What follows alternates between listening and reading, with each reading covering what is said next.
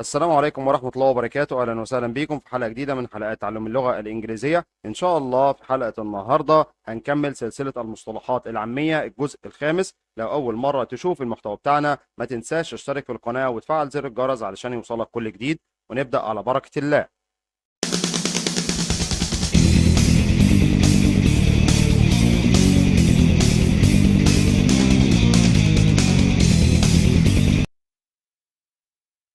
أول مصطلح عندي هو كلمة طلباتك أوامر.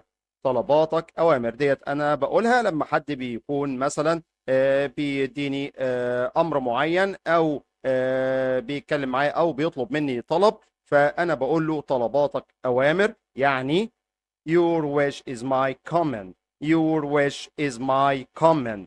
يعني طلباتك أوامر. تاني your wish is my command.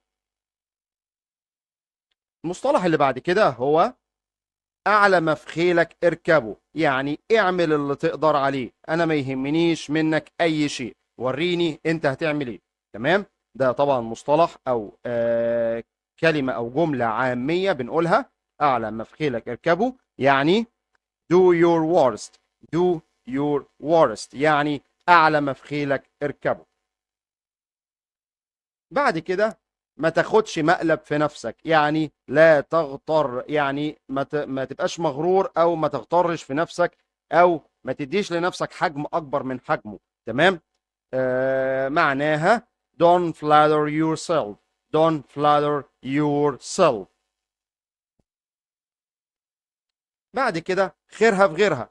تمام. في حاجة فاتتني او شيء معين فاتني، فحد معايا او صديق ليا فبيقول لي ما تزعلش، خيرها في غيرها، او حظ افضل المرة القادمة. يعني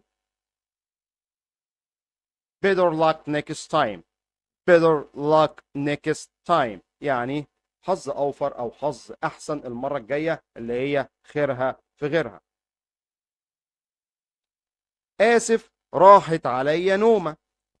حد بيقول لي انت اتأخرت ليه، جيت الاجتماع متأخر ليه، فأنا هقول له مثلا معلش أنا آسف راحت عليا نومة. راحت عليا نومة يعني إيه بقى؟ يعني sorry I overslept. I overslept يعني أنا راحت عليا نومة.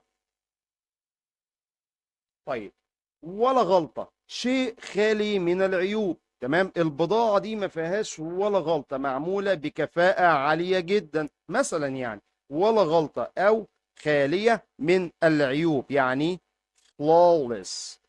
flawless it's flawless يعني خالي من العيوب. flawless. نروح للمصطلح اللي بعد كده، اللي هو ما تطولش معايا في الكلام، او ما تتماداش معايا. ما تطولش معايا يعني. تمام. يعني ايه؟ don't go too far. don't go too far. تاني don't go too far يعني ما تطولش معايا في الكلام. تمام. نروح للمصطلح اللي بعد كده، وهو انت خرابة بيوت. انت ست خرابة بيوت. تمام. طبعا الناس كلها عارفة الست اللي بتخرب البيوت، اللي بتوقع بين الزوج وزوجته، اللي بتوقع بين الاخ واخوه. المهم ان بيبقى في حد خراب بيوت، سواء راجل او ست. تمام. بيخرب البيوت، بيوقع الدنيا في بعضها. يعني ايه بقى؟ you are a home wrecker. you are a home wrecker. home wrecker يعني خرابة بيوت. تمام. او خراب بيوت.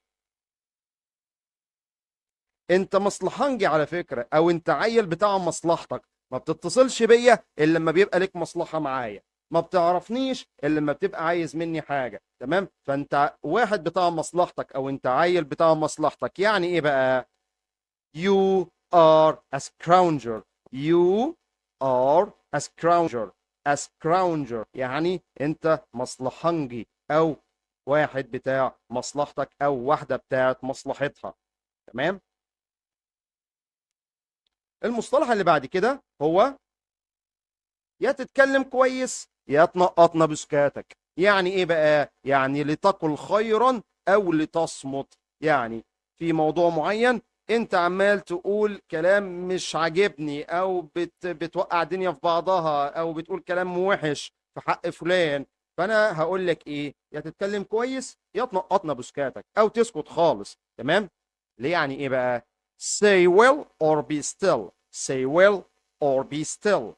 تاني say well or be still، يعني يا تتكلم كويس يا تقعد ايه، يا تقعد ساكت خالص.